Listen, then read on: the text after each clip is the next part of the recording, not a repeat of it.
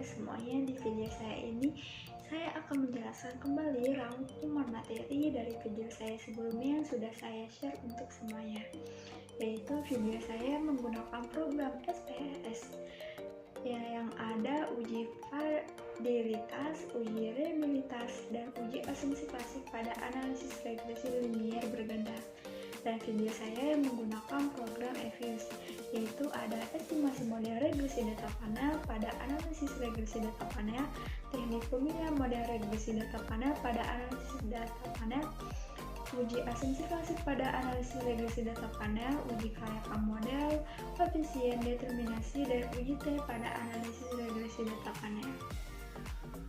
Dalam uji instrumen penting yang dilakukan untuk penelitian yang sumber datanya berasal dari kuesioner, hal ini perlu dilakukan untuk melihat apakah butir pernyataan yang telah dibuat dalam kuesioner memenuhi syarat utama yaitu validitas dan reliabilitas atau tidak.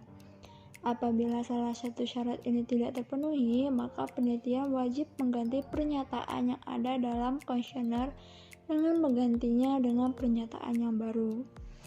Uji validitas yaitu uji tentang kemampuan suatu kuesioner sehingga benar-benar dapat mengukur apa yang ingin diukur.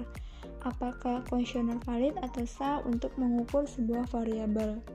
Dengan cara menguji validitas ini, item-item pertanyaan ini yaitu dengan membuat korelasi skor pada item itu atau yang diuji dengan skor total. Sedangkan uji reliabilitas yaitu uji yang dilakukan untuk mengetahui apakah sebuah variabel sudah cukup terwakili dengan pertanyaan-pertanyaan yang disusun dalam sebuah kuesioner. Uji asumsi klasik adalah syarat-syarat yang harus dipenuhi pada model regresi linier OLX agar model tersebut menjadi valid sebagai alat penunjang. Penelitian yang menggunakan regresi linier berganda sebagai alat analisis wajib untuk melakukan uji asumsi klasik. Hal ini dikarenakan regresi linier berganda merupakan jenis regresi linier OLX. Regresi linier OLX adalah sebuah model regresi linier dengan metode perhitungan kuadrat kecil. Di dalam model regresi ini ada beberapa syarat yang harus dipenuhi agar model peramalan yang dibuat menjadi valid sebagai alat peramalan. Syarat-syarat tersebut apabila dipenuhi semuanya, maka model regresi linier tersebut dikatakan blue atau best linear ambiguous estimation. Tahapan pengujian agar model regresi linier OLX menjadi valid yaitu ada 5 uji, yaitu uji normalitas, uji heteroskedasitas, uji multikolonialitas, uji autokorelasi, dan uji linearitas. Tapi di video saya sebelumnya saya membahas 3 uji, yaitu uji normalitas, uji heteroskedasitas, dan uji multikolonialitas. Uji autokorelasi dilakukan ketika lama pengamatan penelitian yang dilakukan lebih dari satu waktu. Hal ini dilakukan untuk mengetahui ada atau tidaknya korelasi antara variabel yang diteliti dengan perubahan waktu yang diamati.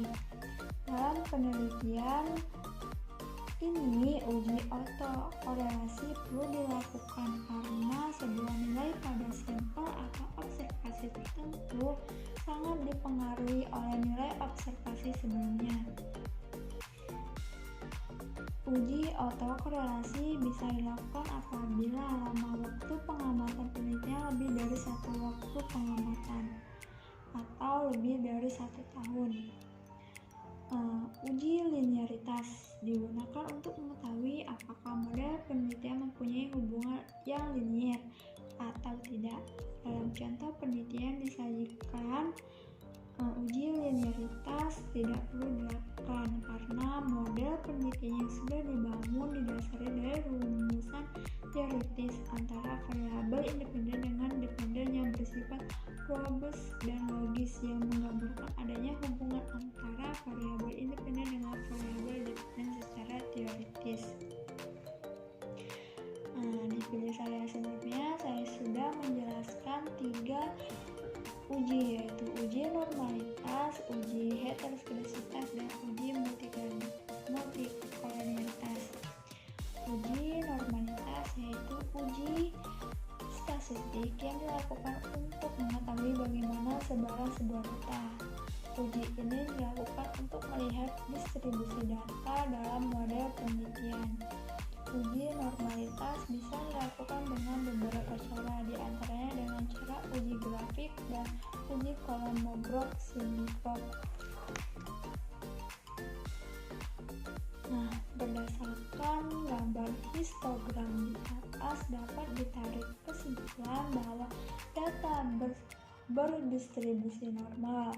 Hal ini dapat dilihat dari grafik histogram memberikan pola distribusi yang melenceng atau lonceng ke kanan atau membentuk pola seperti lonceng.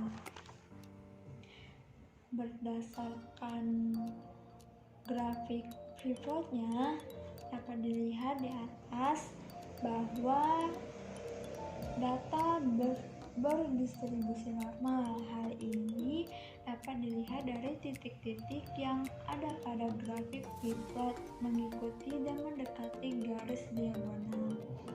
Uji normalitas dengan menggunakan grafik histogram dan grafik pivot dapat menyesatkan peneliti apabila kurang hati-hati dalam penafsiran output grafik yang dihasilkan. Oleh karena itu, uji normalitas dengan menggunakan grafik perlu didukung dengan uji normalitas Kolmogorov-Smirnov untuk lebih meyakinkan lagi kebenaran uji grafik histogram dan grafik pivot. Uji Kolmogorov-Smirnov adalah pengujian normalitas yang banyak dipakai oleh para peneliti karena banyaknya program statistik yang memudahkan proses olah data penelitian. Kelebihan dari uji ini adalah proses yang sederhana dan tidak menimbulkan perbedaan persepsi di antara satu peneliti dengan peneliti yang sering terjadi pada uji normalitas. Lalu di sini ada uji heteroskedastisitas, adalah uji yang dilakukan untuk melihat adakah ketidaksamaan varian dari residual untuk semua pengamatan pada model regresi linier. Uji ini merupakan salah satu dari uji asumsi klasik yang harus dilakukan pada regresi linier.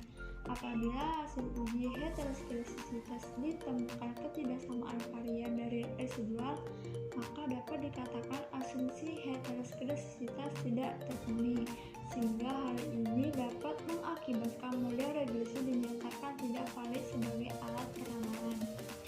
Uji heteroskedastisitas bisa dilakukan dengan berbagai cara, diantaranya uji Klinger-Serre, uji Park, uji Spearman, dan grafik Scott. Dapat dilihat pada gambar di atas, terlihat pada grafik Scott, terlihat di sini titik-titik menyebar secara acak dan tidak membentuk sebuah pola tertentu. Titik-titik juga menyebar baik di atas maupun di bawah angka 0. Dengan demikian dapat disimpulkan model regresi tidak mengalami heteroskedastisitas, sehingga model regresi dinyatakan valid sebagai alat peramalan. Lalu di sini ada uji multikolonialitas. Uji ini yaitu sebuah situasi yang menunjukkan adanya korelasi atau hubungan kuat antara dua variabel bebas atau lebih dalam sebuah model regresi berganda. Multikolonialitas menggambarkan variabel independen mempengaruhi variabel independen lainnya yang mengakibatkan model regresi tidak dapat dijadikan sebagai alat peramalan hasil penelitian.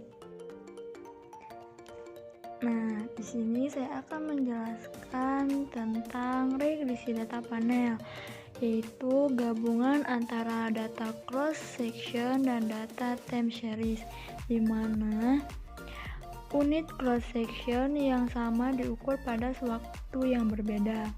Pada data time series, satu atau lebih variabel akan diamati pada satu unit observasi dalam kurun waktu tertentu. Sedangkan data cross section merupakan amatan dari beberapa unit observasi dalam satu titik waktu. Penentuan model estimasi. Dalam metode estimasi model regresi dengan menggunakan data panel dapat dilakukan melalui 3 pendekatan, antara lain 1, yaitu CEM, Common Effect Model, merupakan pendekatan model data panel yang paling sederhana karena hanya mengkombinasikan data time series dan cross section. Pada model ini tidak diperhatikan dimensi waktu maupun individu, sehingga diasumsikan bahwa perilaku data perusahaan sama dalam berbagai kurun waktu. Metode ini bisa menggunakan pendekatan OLS atau teknik kuadrat terkecil untuk mengestimasi model data panel.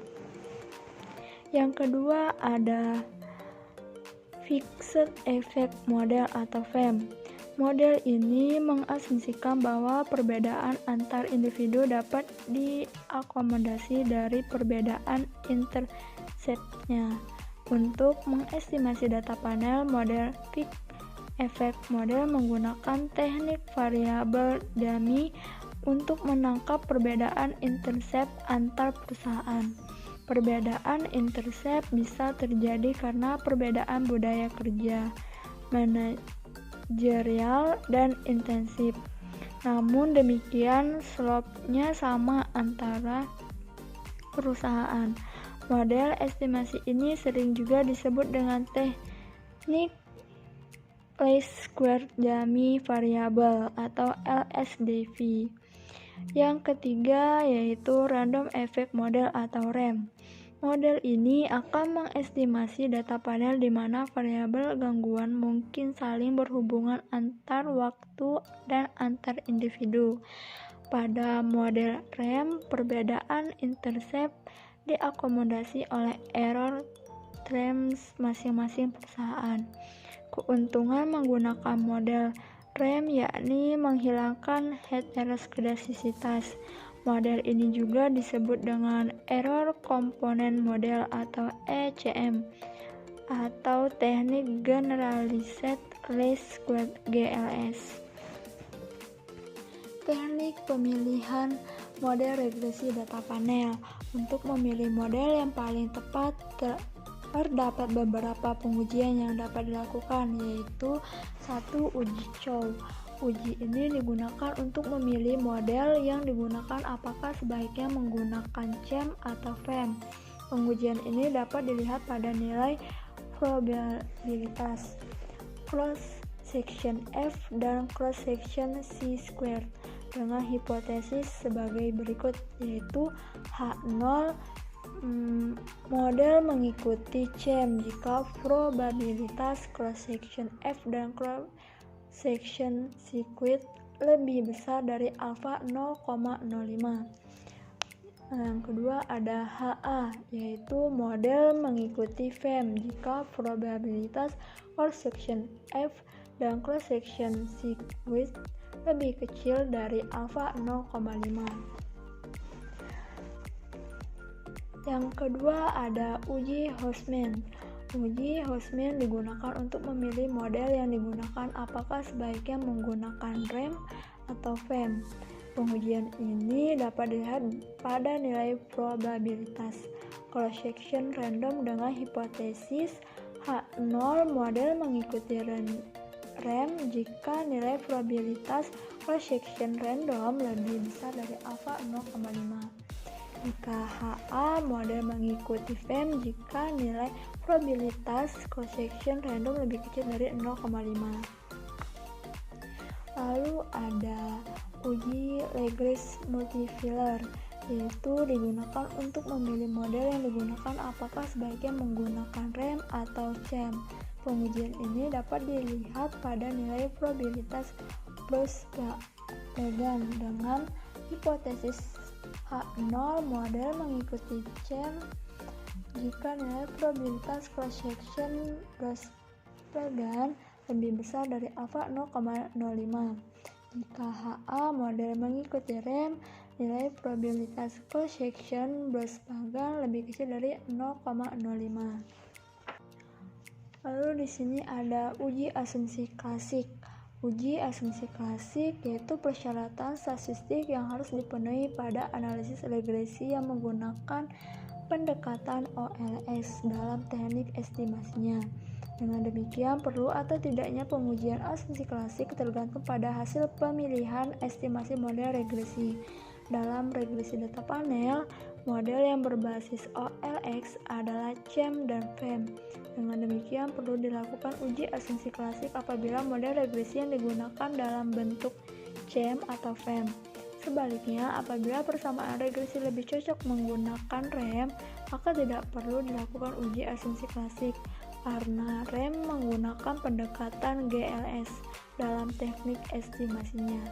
Uji asumsi klasik terdiri dari uji linearitas, autokorelasi, multikolonialitas, dan normalitas.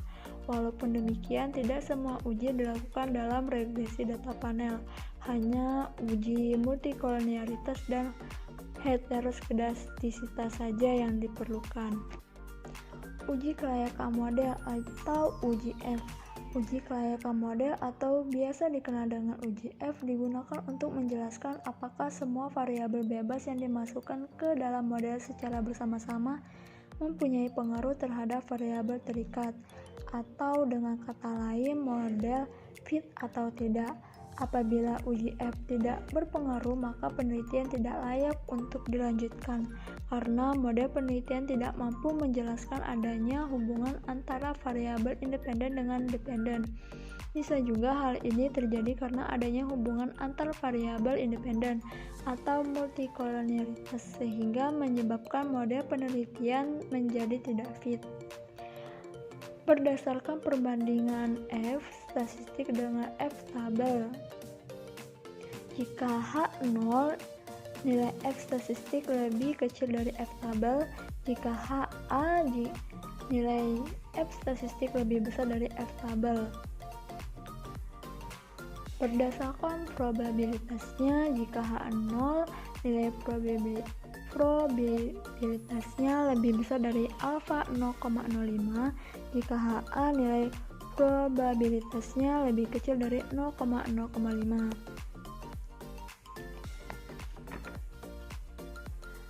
Lalu di sini ada koefisien determinasi. Hasil koefisien determinasi menjelaskan seberapa jauh kemampuan model regresi dalam menerangkan variasi variabel bebas mempengaruhi variabel terikat. Semakin besar hasil R-squared akan semakin baik karena hal ini mengidentifikasi semakin baik variabel independen dalam menjelaskan variabel independen. Nilai R-squared berada antara 0 sampai 01 dengan menjelaskan sebagai berikut. Nilai R-squared harus berkisar 0 sampai 1. Jika nilai R-squared sama dengan 1, berarti naik atau turunnya variabel terikat Y 100% dipengaruhi oleh variabel bebas X. Jika nilai R-squared sama dengan 0, berarti tidak ada hubungan sama sekali antara variabel independen terhadap variabel. Lalu di sini ada uji T. Hasil uji T menjelaskan signifikansi pengaruh variabel bebas secara tersial terhadap variabel terikat. Hipotesis dalam uji T adalah berdasarkan perbandingan T statistik dengan T tabel, H0 nilai T statistik lebih kecil dari T tabel, HA nilai T statistik lebih besar dari T tabel.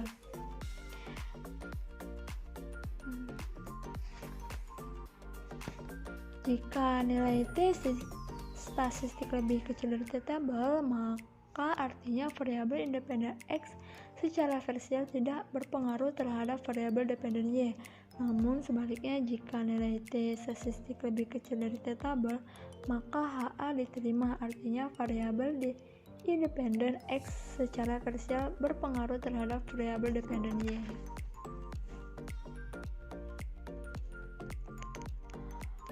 Berdasarkan probabilitasnya, jika nilai probabilitasnya lebih besar dari alfa 0,05, maka H0 diterima, yang artinya variabel independen X secara parsial tidak berpengaruh terhadap variabel dependen Y.